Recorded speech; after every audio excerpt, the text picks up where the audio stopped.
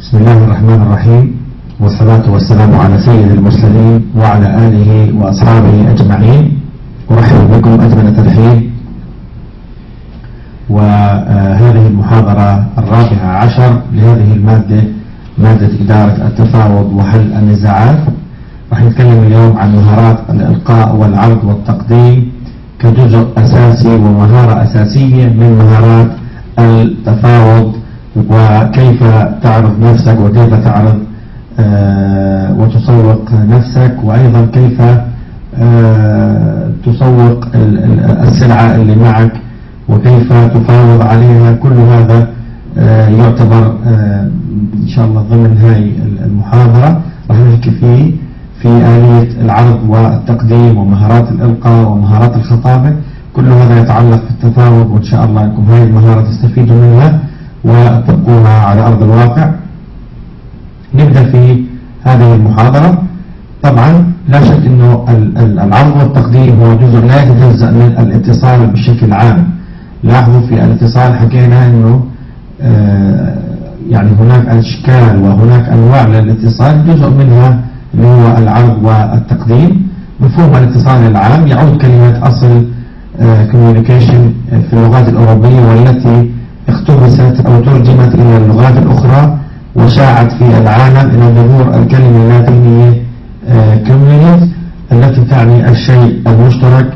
ومن هذه الكلمة اشتقت كلمة community التي كانت تعني في القرنين العاشر والحادي عشر الجماعة المدنية، بعد انتزاع الحق في الإدارة الذاتية للجماعات في كل من فرنسا وإيطاليا، قبل أن تكتسب الكلمة المغزى السياسي والأيديولوجي فيما عرف بكومونة باريس في القرن الثامن عشر.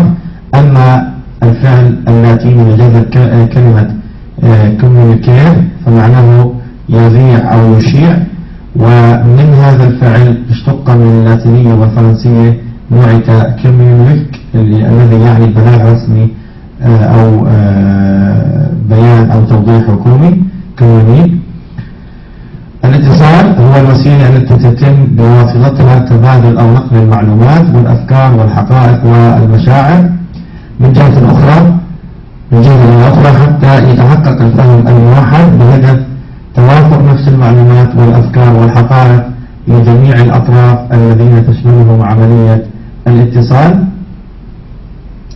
بالرغم من تعدد مفاهيم الاتصال عند الباحثين، إلى أن قد اتفقوا على أن المرسل هو الشخص نفسه، أو ممكن يكون مجموعة، أو ممكن يكونوا أفراد. الرسالة هي أفكار ومشاعر ومعلومات. وهناك وسيلة اتصال، كلام، العين، اللمس، الهمس، كل هذا يعتبر من وسائل الاتصال.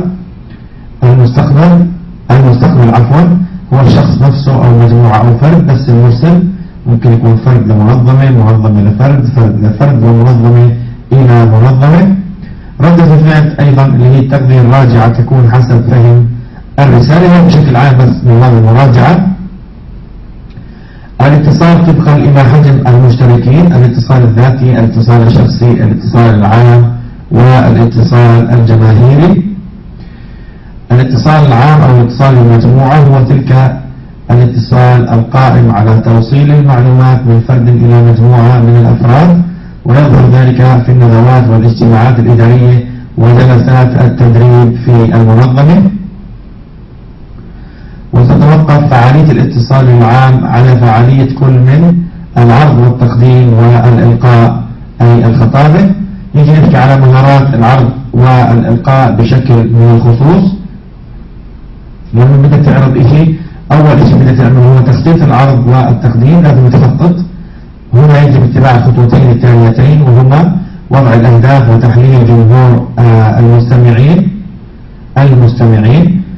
إذا يجب أن تضع بعين الاعتبار إذا بدك تخطط للعرض اللي أنت بدك تفاوض عليه، يجب أنك تحط الأهداف وتعمل تحليل للجمهور أو الفئة المستهدفة. الخطوة الأولى وضع الأهداف. تتمثل الخطوة الأولى في أن تدون جملة بسيطة تتضمن هدفك أو أهدافك بشكل عام. مثلا هدفي إخبار المستمعين بمدى ما حققته من تقدم.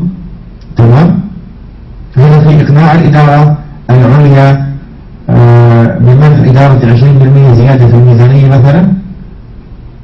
الخطوة الثانية تحليل الجمهور المستهدف. ضع نفسك مكان من سيستمع إليك عندما تقوم بتحليل مستمعيك. ضع في اعتبارك العناصر الثلاث الآتية: ما هي قيم واحتياجات وقيود مستمعيك؟ ما هو المستوى المعرفي لجمهور المستمعين؟ ما الذي يمكن أن يؤدي إلى أطيب النتائج؟ ثانيا تنظيم الأفكار. الخطوة الأولى تنظيم الأفكار الرئيسية. الخطوة الثانية حدد النقاط الفرعية. الخطوة الثالثة حدد الفوائد والمزايا. الخطوة الرابعة وضع اللمسات الأخيرة. الخطوة الخامسة تحديد المساعدات البصرية. الخطوة السادسة مراجعة وإعادة النظر في الفكرة الأساسية. الخطوة السابعة وضع المقدمة. الخطوة الثامنة وضع الخاتمة والنتائج كجزء نهائي يتم الختام به. اعتبارات يجب أخذها بعين الاعتبار: المعلومات الأساسية الفنية، وهي المعلومات التي يعرضها المتحدثون في البداية تمهيدا لما سوف يرد في صلب الموضوع. الحكايات والنوادر، وهي قصة قصيرة تساعد في توضيح نقطة معينة. الضحك والمرح والنكتة البريئة، وهي أعظم وسيلة لكسر الجمود، ويجب أن يكون وثيق الصلة بالمتحدث أو الموضوع أو المستمعين أو المناسبة بشكل أو بآخر. ثالثا الاستعداد للتقديم والعرض. تأكد من أن ما دونته من مذكرات عبارة عن كلمات أساسية فقط مكتوبة بخط كبير وواضح، مما يساعدك على الوقوع على مفاتيح الكلام الأساسية دون حاجة للقراءة أمام المستمعين. الخطوة الأخرى هي قم بعملية مراجعة ذهنية سريعة للأفكار وفقا لترتيبها المنطقي. كرر عملية المراجعة الذهنية حتى تتعود تلقائيا على تدفق الأفكار بسياقها المنطقي والمواضع التي ستستعيد فيها باستخدام المساعدات البصرية. قم بالبروفة لعملية التقديم والعرض في خطوة شبيهة بتلك التي ستتم فيها العملية فعلا. أيضا عند استعمالك للأجهزة البصرية حاول التركيز أكثر على الجمهور من التركيز على المذكرات. أيضا جهز إجابات لكافة الأسئلة المتوقعة وتدرب على الإجابة عليها. الشيء القدر الأخير هو قم بتصوير البروفة إن أمكن بجهاز فيديو، أو ادعو أحد أصدقائك لمشاهدة البروفة وانتقادها لتقف على ردة الفعل المتوقعة. أعد مشاهدة شريط الفيديو أو استمع لردة فعل الصديق، ثم قم بعمل التعديلات الضرورية والمناسبة. قم ببروفة أخيرة لعملية التقديم والعرض في شكلها النهائي. وهذا أمامكم شكل الآن يوضح مهارات العرض والتقديم من خلال التخطيط وتنظيم الأفكار والاستعداد إلى عملية التصميم بشكل عام، وبعدها يتم الاتصال العام بشكل فعال ويحقق أهدافه ويفيد في الوظيفة التدريبية والتدريسية للمنظمة والندوات والاجتماعات.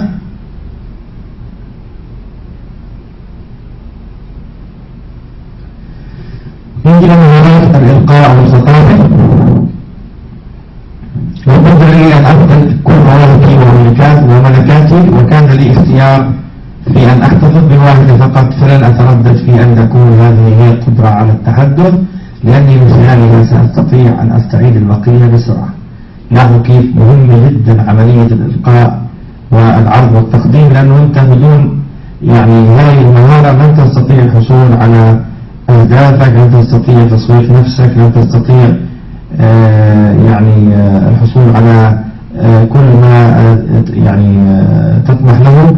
لكن في حال عدم وجود أي من المهارات الأخرى ممكن هاي تعوض الأخرى، لأنه هاي تعتبر من المهارات المهمة جدا جدا.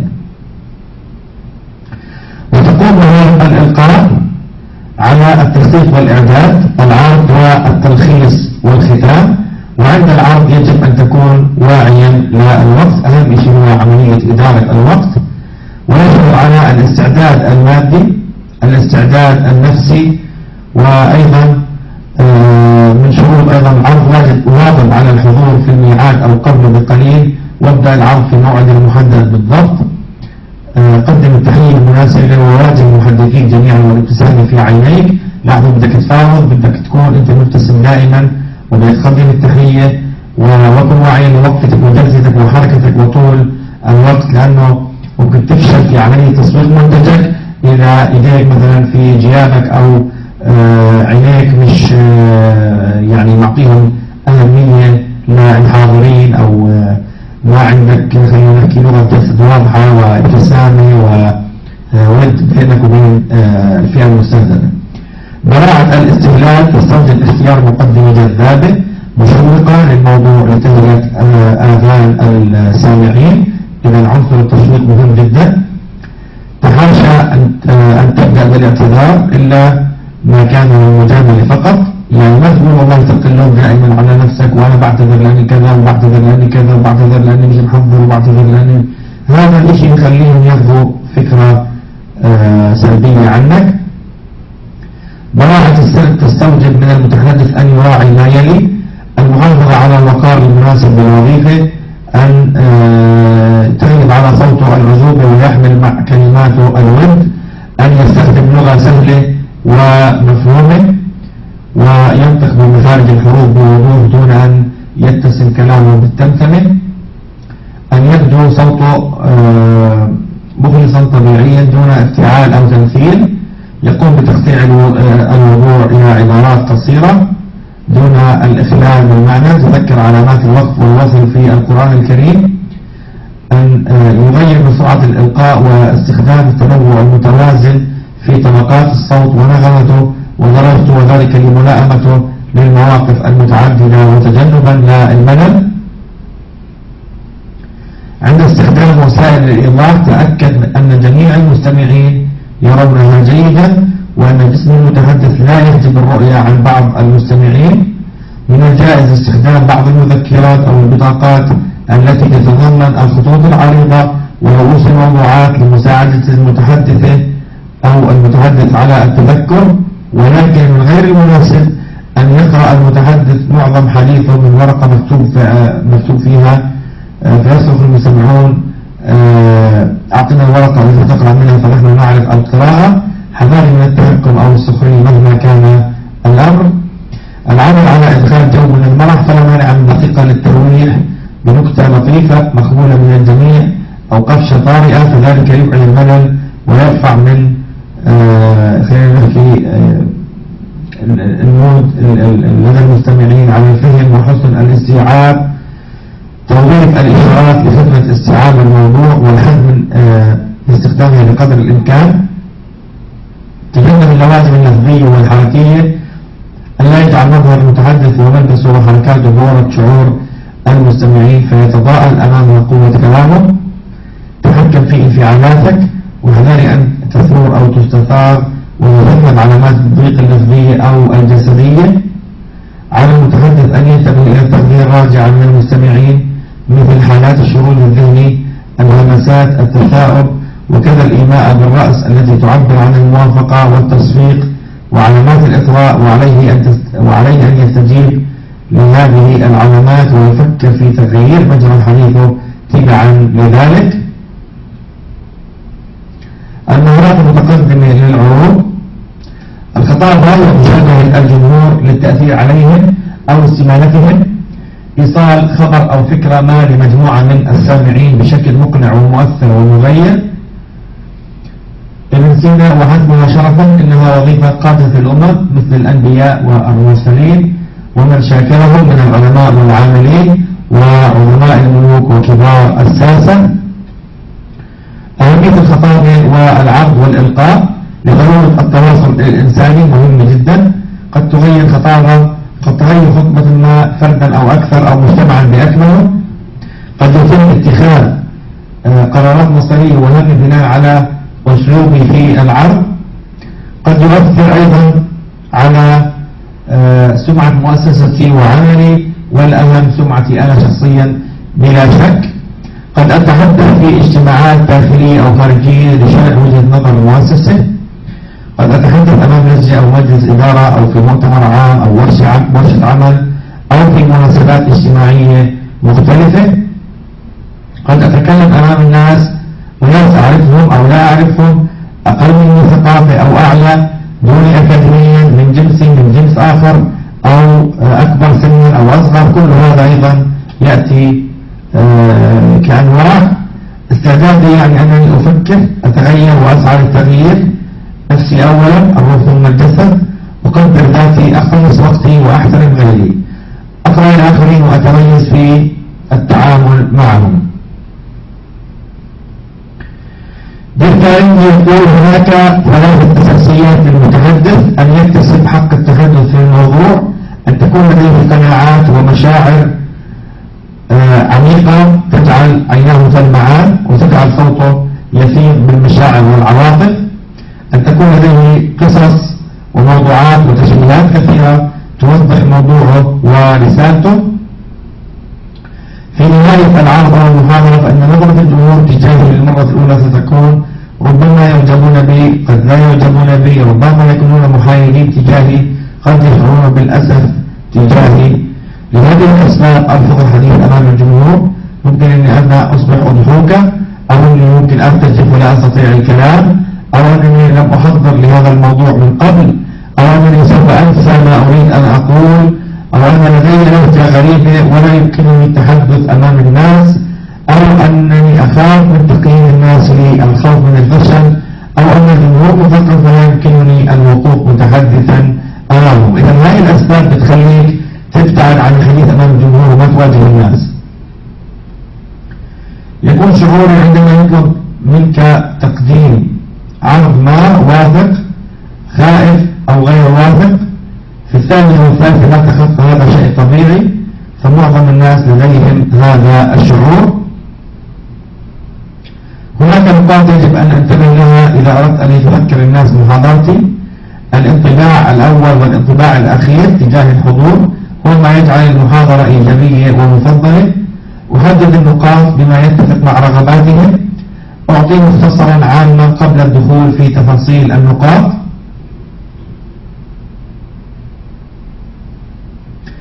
هناك نقاط يجب أن أنتبه لها إذا أردت أن يتذكر الناس محاضرتي.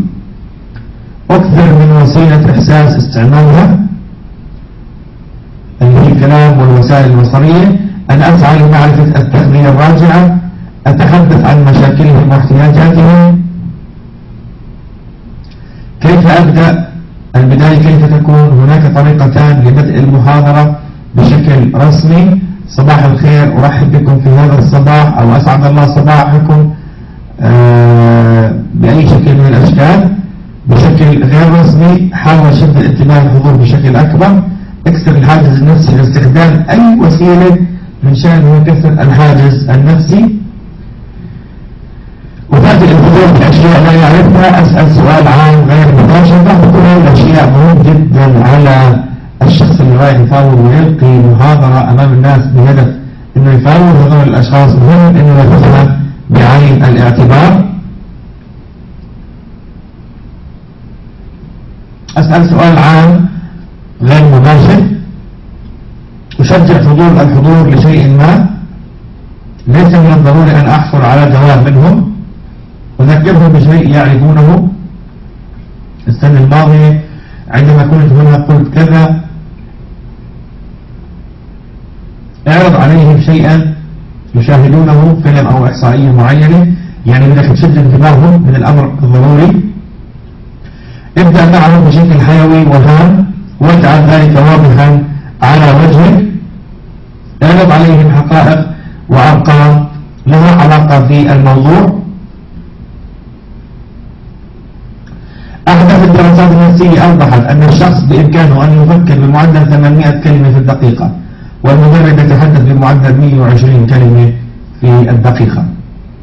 يعني ذلك أن تعطي المستمع شيئا ممتعا للوقت المتبقي 86 كلمة في الدقيقة.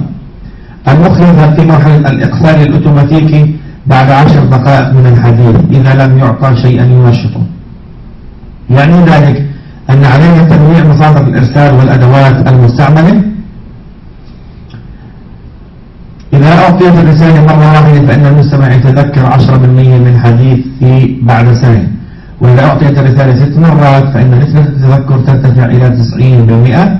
يعني ذلك أن علينا أن نعيد، أن نجدد، أن نراجع. المخ يفضل الأشكال الدائرية والأرقام والألوان. الدراسات أثبتت أن الحضور في القاعات الخلفية أقل مشاركة من الصفوف الأمامية. يجب أن نركز على مهارات إزالة الخوف.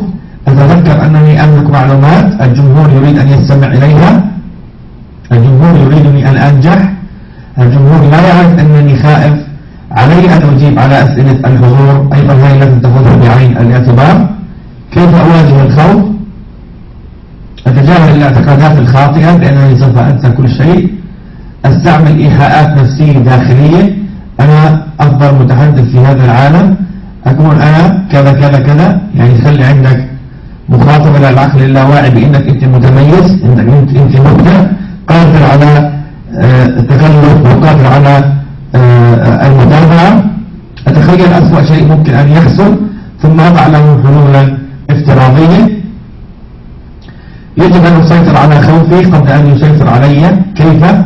أفكر في أشياء إيجابية، مثلا سأنجح، وتزعم أنك جرم صغير وفيك انطوى العالم الأكبر. وبعد مواجهة الخوف لا يبلغ المجد من لم يركب الخطر، ولا ينال العلا من قدم الحذر. لا أظهر خوفي للحضور. يصعد بعض الطوابق ويهبطها، أيضا هذا ممكن يؤدي أنك تكسر الخوف. تدريبات شد العضلات في اليدين والساقين والمعدة. خذ نفس عميق مرارا وتكرارا. تثاءب عدة مرات ليسترخي الفك. مارس التأمل عدة مرات وتخيل أنك تحاضر والحضور يشيد فيك. تخيل أنك تلقي حديثا عظيما وسوف يحدث هذا. تجنب التدخين. لا تحاول التخلص من الخوف لأنك لن تستطيع، فأنت قاعد بتخفف منه في بعض التمارين وبعض الإجراءات. لماذا نحتاج إلى كسر الحاجز النفسي؟ عندما يصل المتدربون إلى قاعدة التدريب أو أطراف المفاوض أو أطراف التفاوض إلى قاعدة التفاوض فإنهم يعانون نوعا ما من عدم التوازن.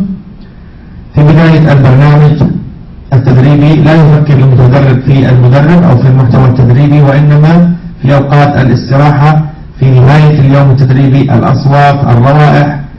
التميز في كسر الحاجز النفسي سوف يساعد المتدرب على الاندماج في البرنامج.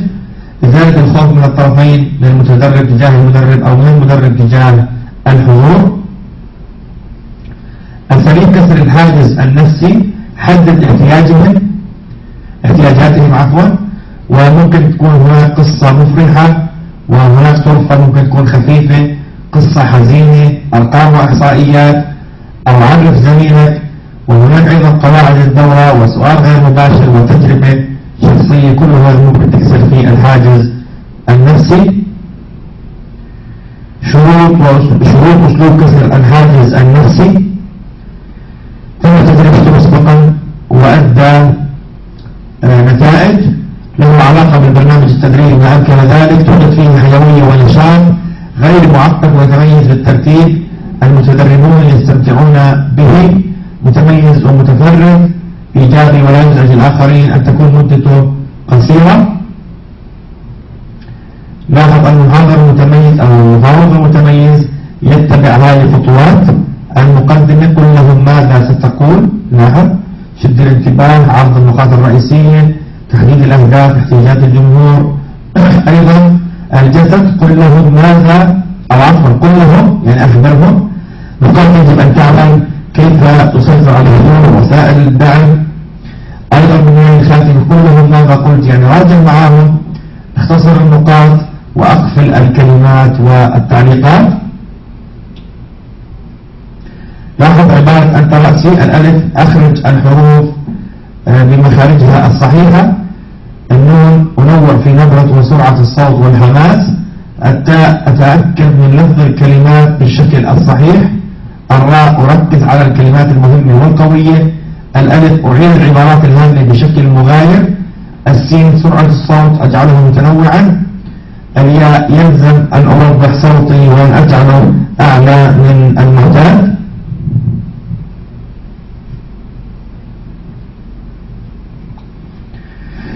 أفخم صوتي إنها لحظات تاريخية التي تتكرر. يبدأ بالحيوية، لا يكون مملا، نبرة الصوت ما تكون ثابتة عندك. السرعة، النبرة، الحدة. استخدم الصوت للتأثير على الكلمات التي تريد التركيز عليها. أن لا تخشى الوقفات أثناء الحديث، لازم يكون عندك فن في الوقفات. احذر الصوت المرتفع للغاية أو المنخفض للغاية أو الصاخب للغاية أو الحاد، فإنها تصرف المستمع عني، تفرض عفوا المستمع عني. أسرع المتابعة معلومات الحيوية، أبطأ وربط الفكرة المعقدة، الفكرة الجادة، نهاية النكتة للإثارة للأشياء الحزينة. فلأكن أنا محاضرا متميزا أتحدث على سجيتي وبدون تكلف. أحذر أن أقلد غيري سواء في صوته أو نبرته أو هندامه. لازم يكون عندك ميزة تنافسية، ميزة تميزك عن الآخرين. كن طبيعية في حركاتك بدون حركة سريعة أو بطيئة جدا. احذر التقعر أو التكلف في الكلام، العامية المبالغ فيها أو الفصحى المبالغ فيها. عند الضحك اضحك مع الحضور، وعند الأمور الحزينة احزن معهم. ابحث بجد عن آخر المعلومات والإحصاءات في مجال المحاضرة. جدد معلوماتك باستمرار، جدد ثم جدد ثم جدد. انفعل مع الحديث، اغضب، اضحك، اسخر، وليكن ذلك واضحا في نبرات صوتك.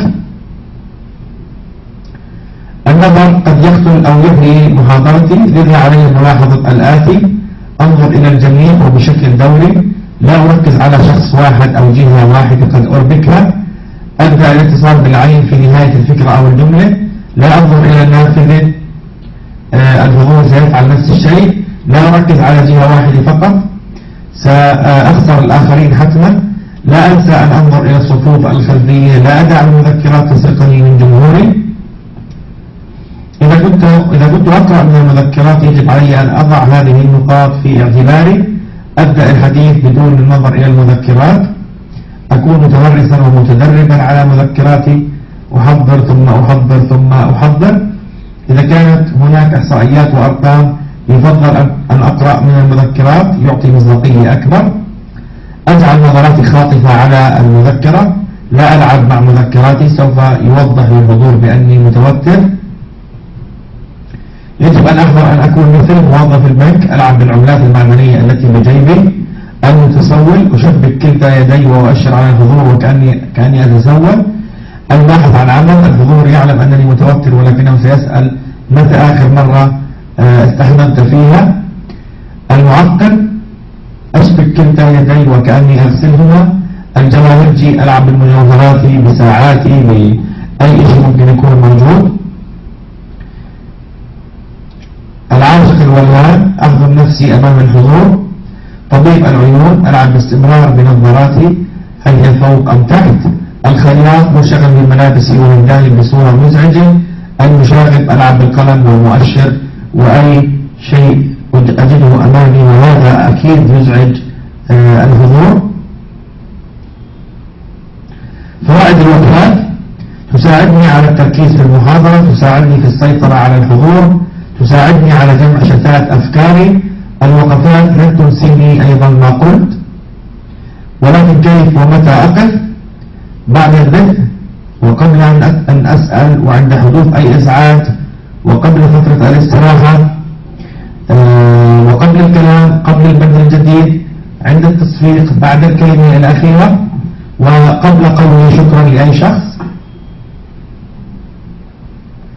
ولكن علي الحذر من أن أجعل وقفاتي بالطول نفسه، أو أن أجعلها طويلة تعكس التردد وعدم التحضير. أن أتوقف عن الحديث وسط الجملة. أن أتوقف طويلا ضمن الفكرة الواحدة. لماذا لا يتجاوز المتدربون في القاعة؟ سلوكيات اجتماعية ممكن تكون. إدارة الفصل، عيب في المدرس. الثقة بالنفس، تفاوت الثقافات، تفاوت المستويات التعليمية. كيف يمكنني التأكد من وصول المعلومة أو تأثير المعلومة؟ تقييم طويل المدى، التغيير في السلوك العام، الاستبيانات. تقييم قصير المدى ممكن الأسئلة الشفوية، النقاش المفتوح إلى آخره من وسائل. فوائد السؤال: لماذا نسأل؟ تشجيع الحضور على المشاركة، تقييم تحضير المتدربين لواجباتهم، المراجعة والتلخيص، كسر الحاجز النفسي الايس بريكنج، التأكد من وصول المعلومة، تنمية حب الاستطلاع والتعلم الذاتي، تنمية مهارات التفكير، أيضا السيطرة على الحضور، لفت أنظار المشاكسين. أسئلة يجب أن أتجنبها: الأسئلة المباشرة في بداية المحاضرة، الأسئلة التي تسأل عن العرق والأصل محرجة أيضا، عن العمر خاصة للنساء، عن الحالة الاجتماعية، التفاصيل الشخصية، الأسئلة التي تدور حول المدرب بشكل أو بآخر.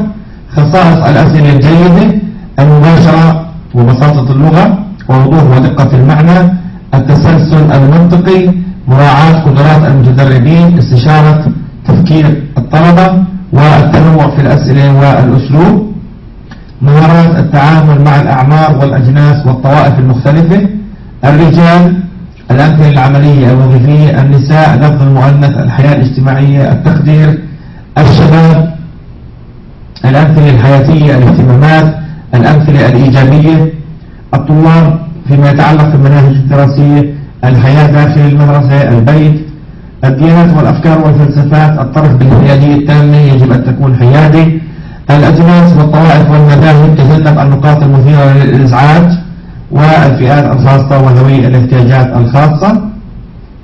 العوامل التي تؤثر على التعلم: لاحظ المحاضر، مستوى التعليم، العمر، الإبداع، المادة نفسها، الجمهور، الأدوات التعليمية والبيئة. وهناك عوامل يمكن التحكم بها وهناك عوامل لا يمكن التحكم بها.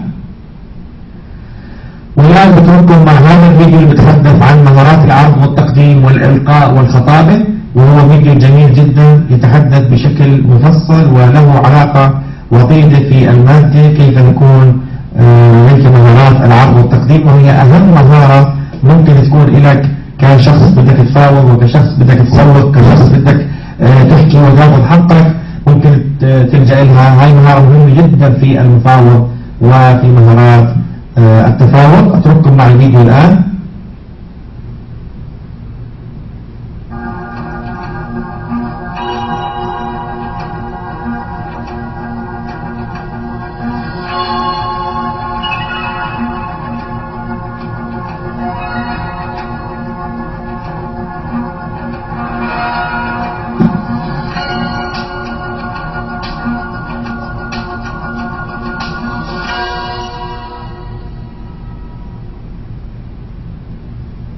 How to avoid the 10 deadly mistakes. Now, 10 deadly mistakes, what do I mean by that? I think that all of us have been involved in a lot of meetings. And I think that we've all seen a lot of presentations. We've seen some very good ones. And I think we've also seen some very bad ones. And I think we've probably each been in presentations that were so bad, we wish we had toothpicks to keep our eyes open in order to stay awake. As a matter of fact, what I'd like you to do right now in your small groups is just think for a second about the worst presentation you've ever seen and what made it so awful.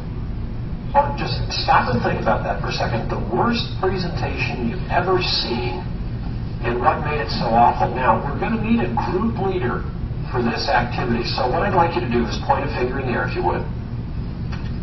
Now when I count 3, I want you to point at the person in your group who would like to be your leader. The person with the most fingers pointed at them leads. 1, 2, 3.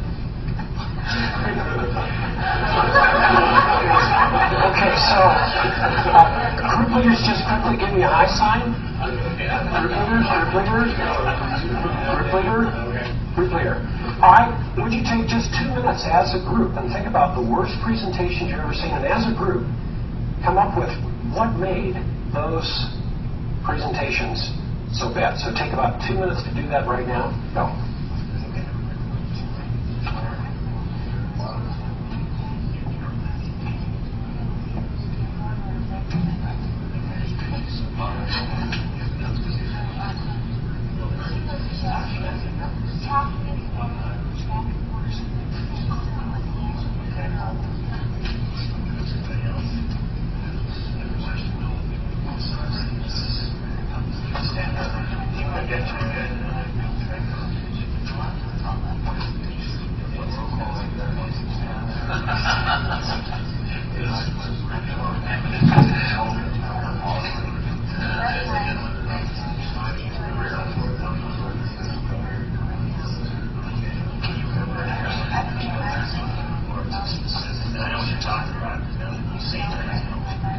Okay, thank you very much. What I'd like to do right now is just go from group to group, and whoever the group leader is, if you would just give me one of the things that made it so bad that came up in your discussion, and if we sort of listen up to try to avoid duplication. So why don't we start with this group right here? What's one? No interaction. Okay, no interaction. So the person purely presents no information, but no interaction with the audience. Okay, great. This group. We had a speaker that moved around too much, went back and forth. Moved around too much, just, okay, like a moving target, afraid the audience is going to shoot him any second. Okay, this group. The speaker was monotone and didn't hold an interest. Okay, monotone, flat, boring voice that never changes pitch at all. Okay? Somebody who was technically competent in the field but simply didn't have the presentation skills to convey the information to the audience. Okay, so sometimes what we're looking for is, we say, gee, the person has substance and no style. Sometimes they have style but no substance. All right, and what you're talking about is substance can be really good, but there ought to be some style to help put it across. Okay, and back here. Bad overhead projector use. Okay, bad overhead projector use. Let me ask you if you've ever heard this. Have you ever seen somebody put a transparency on an overhead, and then they say something like, and see if you can finish the sentence. Now, I know you can't read this but, or see this but. I mean, let me give you a clue. Visuals should be visible. I mean, what's the point of showing people things that they can't see, and yet don't we see that all the time? All the time, okay? And back here. Lack of preparation. Okay, lack of preparation. And how many times do we have people that just think they can wing it? I know the subject, and then they ramble, or they forget key points, or people ask questions and they're not prepared to answer them. Okay, and another one here. Too many statistics. Too many statistics, and especially when you can't see them. They just give you fact after fact after fact. Well, what you came up with isn't that unusual. As a matter of fact, you've really touched on most of those 10 deadly mistakes. Let me give you just a couple of others, and then let's look at some keys that we can use to avoid making them when we have to present. Because the interesting thing is this: I hear a lot of managers that don't think that presentations are all that important. Or they hear the word presentation, they go, oh, well, that's a sales presentation, and I don't sell, so I don't have to worry about it. The interesting thing is this: we are very much judged by how we present, and more managers have to make a lot more presentations. Sometimes it's as simple as having to present a report in a meeting. Sometimes it's going in to try to justify or defend a budget. Sometimes it's submitting a proposal and a budget request, getting more funding for a project that you consider very important. Sometimes it's just delivering information that you want your staff to work on and implement. And the interesting thing is that people have a tendency to judge us. As a matter of fact, there was a book written called Contact, the First 4 Minutes. And in the book, the author said that in 25 years of research, he found that people judge, make up their minds, what they think, how they feel about another person in the first 4 minutes of meeting them. And more than that, they really make up their mind in the first minute, and they spend the next 3 minutes justifying the decision they made in the first 60 seconds. And as a matter of fact, that is probably one of the deadliest mistakes, and that's that people don't know how to open a presentation. They don't open it at all. They go, well, it's 9 o'clock, time to start. And then they start, but there really is no opening. And so let me suggest to you that there are 3 tests of an effective opening in a presentation, and depending on the nature of the presentation, how important each test is might vary. But one that is always important is to ask, does the way I open break preoccupation. Just because people are in a meeting room physically does not mean that they're in the meeting room mentally. People walk into a room and they're preoccupied. They're thinking about other things. They're thinking about how bad traffic was. They're thinking about the work that's stacked up on their desk. There are all kinds of mental distractions. And so the first test of effective opening is, does it break preoccupation? Second, does it facilitate networking? Now, if it's a shorter meeting or a shorter presentation, I don't think that's as important. But if it's a longer meeting, I think it becomes more important, because sometimes people will walk into a meeting, especially if it's across departments and multi-organizational, and they're sitting there saying, do I fit in?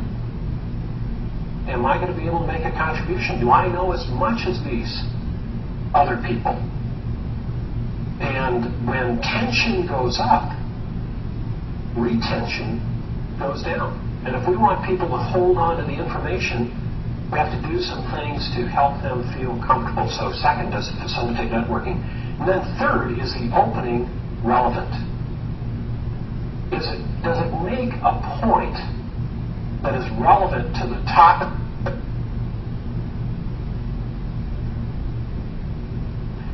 And the most interesting thing that I hear so often is, oh, well, if you really want to make a good presentation, open with a joke.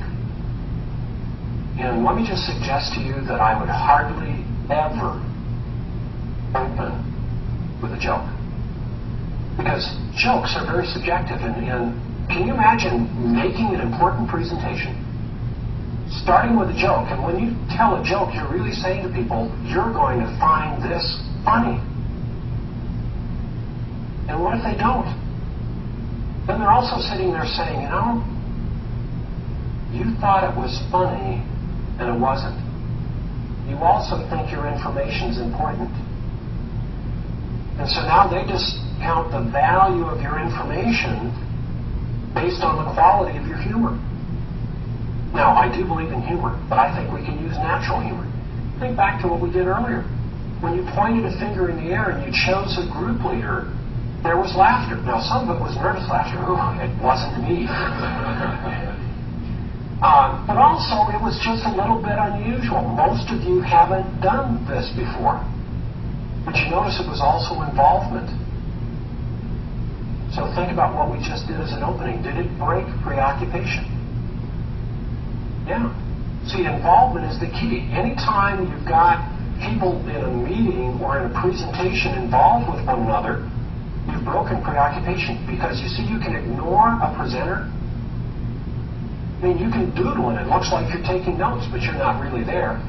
But when you've got a group of peers who are working on a task that requires your input, it's very difficult to ignore your peers. And sometimes we want the approval of our peers more than we want the approval of whoever's in the front of the room. All right, so does it break preoccupation? Does it facilitate networking? And then is it relevant? And you notice that the topic I gave you on the mistakes absolutely fits the topic of what we're talking about right now. Now, there are a number of ways that we can open a presentation. And which one we use might depend on the nature of the presentation. So let me just run through these with you. First, we can open with a story. We can open with a story. Let's say that I, as a manager, were responsible for a meeting that dealt with how to motivate employees. And I might open with a story like this. I want you to imagine for a moment that you've been on a very fast track in your organization. Matter of fact, you've received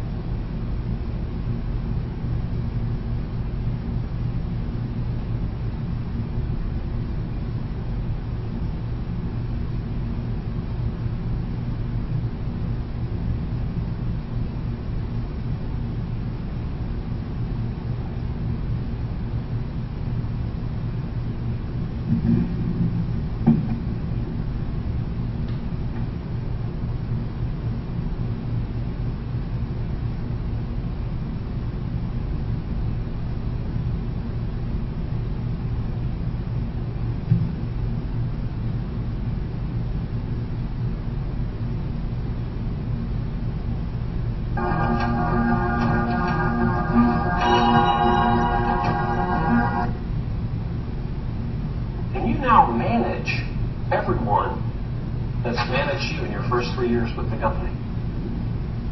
And you're holding your first staff meeting. You've got your 5 managers in your office. And you are a vice president. And I mean, you are feeling good. I mean, you've got this nice office. You've got this nice little conference area. You've got your 5 managers sitting there, and you're holding your very first managers meeting. Now, I want you also to imagine that you're in your mid-20s now. For a couple of you, that's easy. For the rest of us, imagine it anyway. And it'll be nice to reflect on that time in our lives. All right, but you're in your mid-20s, and that particular day, you wore this nice blue blazer to the office, gold buttons, and if you're a man, you wore red golf slacks. If you're a woman, you were wearing a red skirt. Now you're about 15 minutes into this staff meeting, and the president of your company walks in the room, looks at you like this, and says, you get up, you get out of here, you leave this building, you go home, you do not come back until you are dressed like a professional. And then waits until you stand up from your staff meeting, leave your office with your 5 managers still there. You walk down the hall, down the stairs, out to the car. You get in the car. As you get in the car, you look back up, and you can see the president looking down from your office window at you. Now, as you're sitting in the car, just then, let me ask, how do you feel? Lousy. Squished. Not sure how that would translate into another language, but okay. Embarrassed, yes. Humiliated. Low. Finished. All right. Now, can you imagine the next time you came in contact with those managers? Okay, now let me just step out of role for a second. Can you see how that would fit if I were beginning a meeting with my staff on creating a motivational environment by giving them a contrast? And then maybe what I would do is say, let's say that the dress really was inappropriate. What I'd like you to do is just in your small group, what are other ways that it could have been handled? All right, so that would be a way that I could open with a story, but you notice I put you in the story. It wasn't a story about somebody else. So that's one way that I could start. Second, I could pay a compliment. People appreciate compliments if they're sincere. If they're sincere. And there's a difference between praise and flattery. A friend of mine once said, praise is calling attention to something a person is responsible for. Flattery is calling attention to something they're not responsible for. And I think there are a lot of times as we're presenting in meetings, especially if we're working with our own employees, when we can genuinely give people feedback, praise, compliment them in front of other people. Matter of fact, there's only one thing that is better than getting a compliment from your boss in front of other people. At least that I can think of, and at least in my own experience.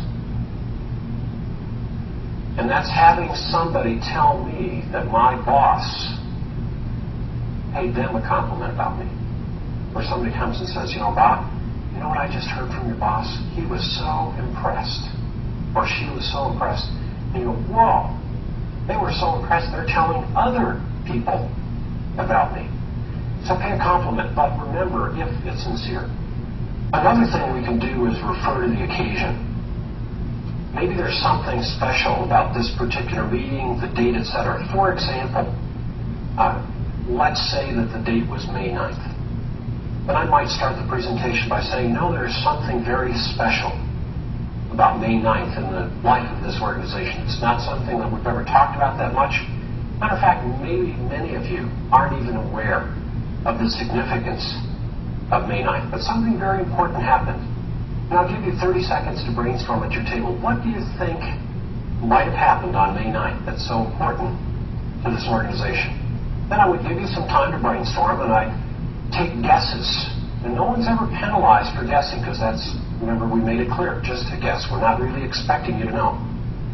And then I might say, no, May 9th is the date that this company was started.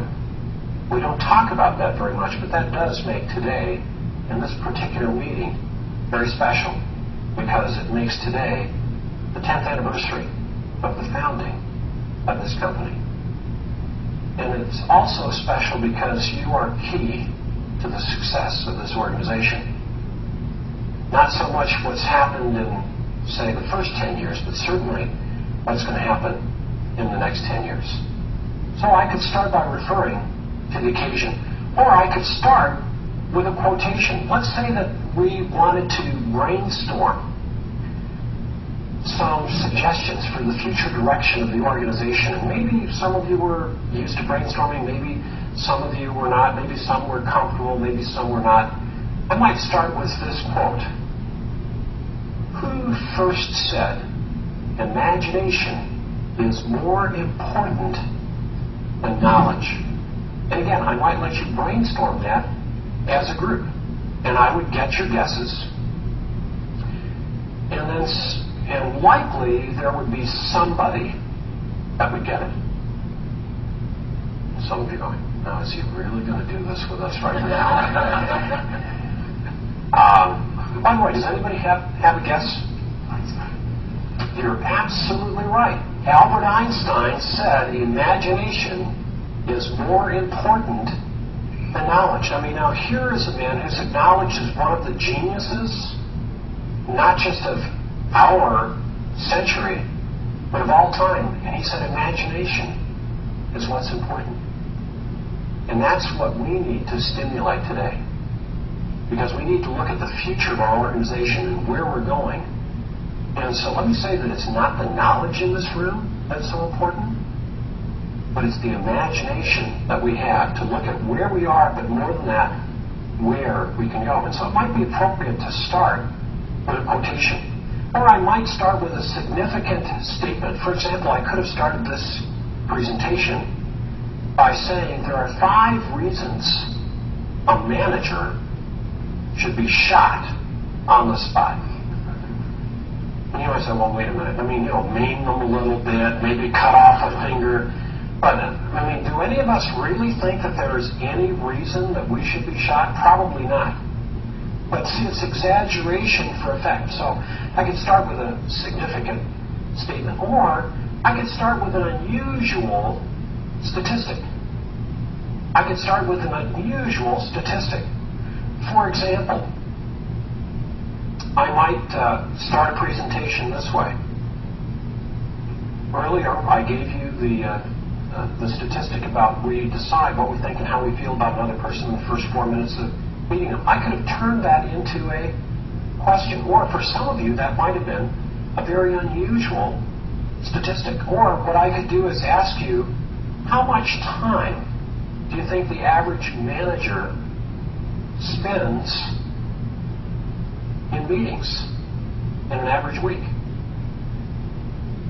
And cause you to think about that, because maybe our topic is making sure that the meetings that we're in are effective, because as managers, we're in a lot of meetings. And for a lot of people, it might shock them to really track through and realize that perhaps 30 to 40% of a manager's time is spent in meetings. Well, then if we were talking about meetings, I could really have your attention in terms of, okay, what do we do to really make those meetings effective? And then finally, there's another way that I can open it. And this is for an audience or a group that might be less familiar with me. And that means that I could open by doing something to establish my credibility. Now, that could be through the use of an introduction, but very often there are other ways I try to use to establish credibility than depending on an introduction. And some of those methods might be having a well-put-together handout, so that as people look at the meeting before it even starts, they go, oh, it looks like there's going to be some really good stuff, good content here. Or maybe I might have a very effective visual on the overhead, since, as you said earlier, many presenters use lousy visuals. The very fact that there's a good visual on the overhead, people might say, well, I guess this is going to be different than what we're used to. Or I might do something a little bit unusual, like as people come into the meeting, maybe I've got music going in the background. And again, it's something that makes it a little bit different, but it also raises people's level of expectation. How you dress can make a difference. I mean, for example, what if I began this presentation and I was wearing a yellow and green Hawaiian shirt, open to the navel, with a dozen gold chains? Right now there are about 3 of you that are going, whoa, this is going to be great. You know, but most of the rest of you are going, wait a second, we're here to learn about presentations, and this is how he thinks you present to a business group? Now, you see, the fact of the matter is, maybe I flew in overnight from the South Pacific. The airlines lost my luggage. It was the only thing I had to wear. But you see, we have a tendency to judge people first and understand them later. Well, we don't really very often make up excuses for people. We tend to draw conclusions, and then later, perhaps, we'll look at whether or not our reasons for that conclusion were valid. Okay, so those are the things that we can do to open. But you know, there's another thing that happens all too often, and that's that as people make presentations, they don't really focus on the audience. And what I mean by that is that people read from their notes, or they read the slides to people, but they don't really focus on the audience. And let me suggest a couple of things that can help us as we focus on the audience. Remember that every single person that you will ever speak to, and it doesn't matter if it's one-on-one in your office, a couple of people in a small staff meeting, or making a presentation to a larger group, they're tuned to 2 radio stations. The first is radio station WIIFM. And most of you have heard this before. What's in it for me? You're sitting there saying about you and your presentation, what's in it for me if I listen? What's in it for me if I apply? What's in it for me if I pay attention? And we call that WIFMs. WIFMs, and you notice the second radio station is MMFIAM. Make me feel important about myself. Make me feel important about myself. And so you have our WIFMs and our MIFMs. And what I mean by that is that I believe that one of the purposes of any presentation ought to be for people to leave impressed with themselves, not intimidated by the presenter. I mean, haven't you been in meetings where you just have the feeling that no matter how much you left knowing, the person running the meeting still knew more? And let me give you my best example. When I was in high school, I took typing. Now, how many of you have ever taken typing and want to admit it? Okay. All right. Well, I took typing, and I walked into class, and there were 24 of us in this class, and each one of us had a brand new facet manual typewriter. Now, that's a brand you probably never heard of. It's from Sweden, but a manual typewriter. And the bell rang, and Louis Orr walked into the room. He was the instructor. He had the wood shop build about a 40-inch high platform that his typewriter was on, and he set up a copy stand. And we had identical copy, and he said, time me for 3 minutes. And then he proceeded to type 120 words per minute, perfect copy for 3 minutes. Now let me ask, how many of you think that those of us sitting there in this beginning typing class were impressed? Would you agree that we were impressed? Absolutely. How many of you think that we were sitting there going, whoa, by the end of this course, I am going to be able to do the same thing? No way. As a matter of fact, he then showed us where the home row was, because he had a thing in the front of the room showing the home row, and we put our fingers there, and he said, now you try it. And I'm going, you know, by the time I strike the third key, I've got all 3 jammed against the platen, so I'm going 1, 2, 3, 1, 2, 3. You know, and at the end of 3 minutes, I've got like half a line, and it looks like dark black smear. And I dropped out after the first class. Because what he did was he demonstrated a level of competence so far above where I was that I said, there's no way I'm ever going to be able to do that. Now, I don't think that was his intent, but that was the effect on me. It created a barrier, and I just quit. Well, how many times do we perhaps demonstrate a level of competence so far beyond where people are that they quit rather than feel challenged to progress? And so that's why I say we have to focus on the audience. Where are they? And can I demonstrate a level of competence that's challenging enough, but also allows them to say, okay, I can do that. Now, another part of that, if we really want to involve people and make an impact with our presentation, is to make eye contact with the people that we're talking to. Because in my experience, another mistake people make is they never make eye contact. They've mastered what I've called the soft glaze. They look about 12 inches over everyone's head. And you sort of get the feeling that if I sat up a little straighter, that I'd get some eye contact. Now, there are some how-tos, though, for eye contact. And let me give you three. Number one, when you make eye contact with someone, look at one eye only. Now, that might sound pretty silly, but you see, our eyes tend to focus on one focal point. And if I focus on both of your eyes, I'm really looking at the bridge of your nose. So if I focus on one eye only, I have greater intensity to that eye contact. You really know that I'm looking at you. All right, so look at one eye only. Number two is 3 to 5 seconds duration. Because it'd also be possible to leave this meeting and say, okay, Pipe says give eye contact. And so the next time I run a meeting, I'm going to give eye contact because I know that if I give eye contact, I'm really going to make an impact with that presentation. So throughout the presentation, I'm going to give eye contact. Am I giving you eye contact? Too little? Not too much. Too much. So the second key that I would say is 3 to 5 seconds duration. See, if it's less than 3 seconds, it's almost like a mosquito that's flitting around. I'm not quite sure that he was looking at me. But if it's longer than that, it starts to get uncomfortable. The third tip that I would give you about eye contact is to make the eye contact random. Okay, you're not a camera that's been parked in a store where you start over here and say, okay, you've had your eye contact, you've had yours, you've had yours, you've had yours, you've had yours, you've had yours. Okay, now we're over here. Okay, now we're going to work our way back.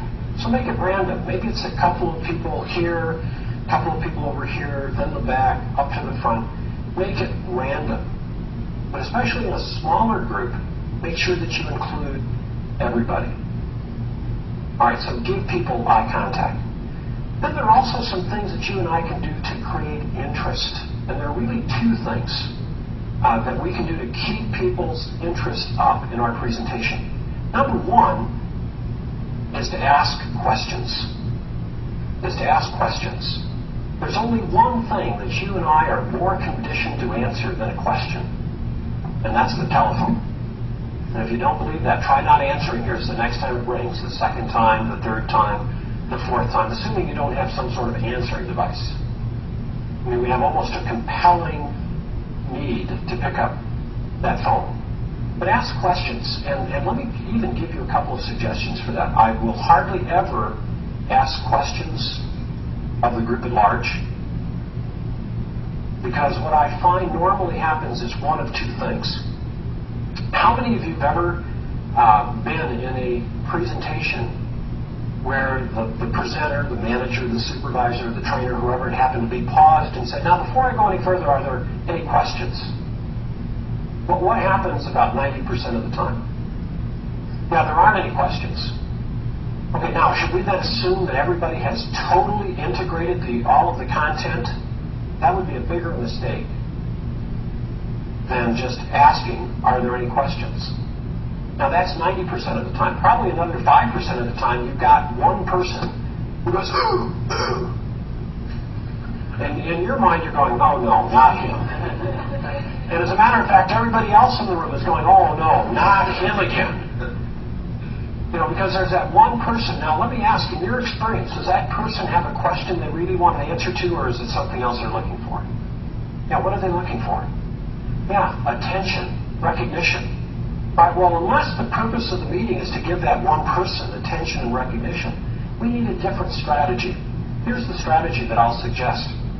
What I will do in that situation is say, I'd like you as a group to take 2 minutes to reflect on the content of our meeting or of this presentation and see if you can come up with 1 or 2 questions you'd like to ask about anything that we've covered. Now, the group starts discussing it. And now the group comes up with a question. Now, there are several advantages to this. And as a matter of fact, I want you to just think about that for a second. And I'd like you to brainstorm at your tables. As a matter of fact, we're going to use the point plus system for choosing a group leader this time. Would you point a finger in the air, please? When I count 3, point to the person you want to be your group leader. 1, 2, 3. Okay, now, group leader, give me the high sign. Give me the high sign. Quickly, here. All right, group leader, here's the plus. Group leaders, you have the power. You can either stay group leader, or you can look around, figure out who was most responsible for sticking you with this, and you can make them lead. All right, so it's your choice. But what I'd like you to just think about for 60 seconds is what advantages can you see of letting the group come up with questions versus as the presenter simply throwing it open and saying, are there any questions? Okay, so take 60 seconds to discuss that as a group. Go.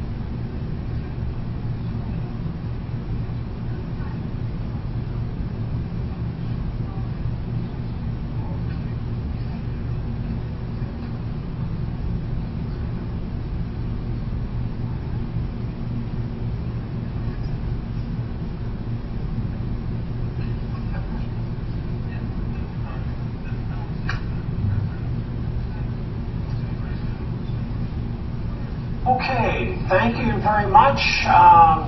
Quickly, let's start with this group. What's one benefit that you see? Better thought out questions. Okay, yes, better thought out questions. Some of us have brains that freeze. I mean, somebody says, do you have any questions? And we go, and then about 90 seconds later our brain thaws, but by that time it's too late to ask the question. So, good, better thought out questions this group. I raise questions that would otherwise be embarrassing. All right, yes, because I might feel a lot more comfortable saying to my smaller group, here's something I was wondering, but I don't want to raise my hand and say that to the larger group. And now that question emerges from the group as the group's question, because now it's been validated by the group, and so now it's something the group wants to know, rather than just one person's question. Good. This group. When you get input from a variety of people, then can come up with a question that would benefit the whole. All right, absolutely. It's an opportunity for a better quality of question because, for example, I might start with one, but now you build on it, and so now we clarify it and we create something that is much more helpful to all of us. Great. And this group. Sometimes more questions are answered. The group may be able to answer a question that a person has, and then a better question will be presented. Absolutely. Pure teaching. What we need to remember about adults is that we all bring experience to a meeting or to a presentation. And so using this method also allows us to honor the experience of people in the group so that maybe many of the questions are answered before they're even emerged. Okay? Now, the last part of a presentation is equally important. And that's how do we close that presentation? Because sometimes what happens is we don't close at all. We go, well, that's all we have time for. Thanks for coming. And there's no sense of how did this come together. And so let me suggest to you that there are 3 considerations for an effective close. First of all, does it allow for celebration?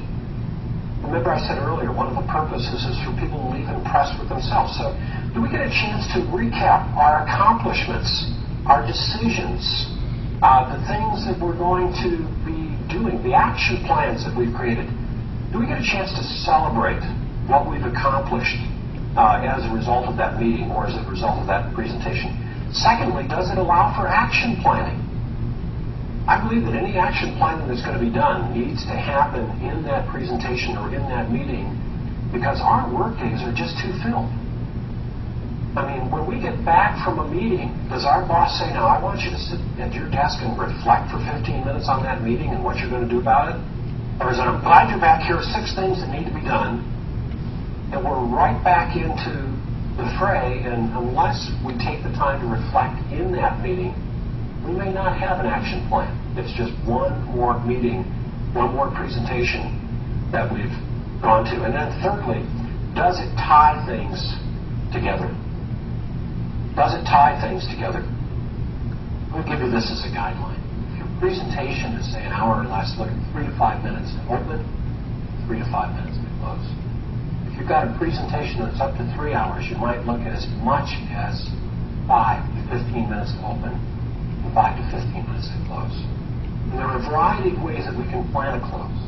First of all, we can look at a recap where we ask participants to feed back to us what they heard during the presentation or during the meeting. If I'm short on time, I might choose to summarize. I could also end with a quotation that would be appropriate to the meeting. But the way I'm going to choose to end this session is to end with a story. I was in Toronto not long ago doing a presentation I had an associate with, and at the end of the presentation, someone came up to me and said, you know, I didn't see you do anything that I couldn't do. And as that person walked away, my associate turned to me and said, well, don't you feel insulted? And I said, no, I don't feel insulted. If anything, I feel complimented. The purpose of that presentation was for people to leave feeling they could use the information I'd given and feeling that they could do the things that they saw me do. And I think that, to me, is the real key. And if you and I will apply the things we talked about in the session, think about our openings, focus on eye contact, really pay attention to the audience, and then really wrap up, close with impact, we'll have gone a long way to improving our speaking and our presentation skills.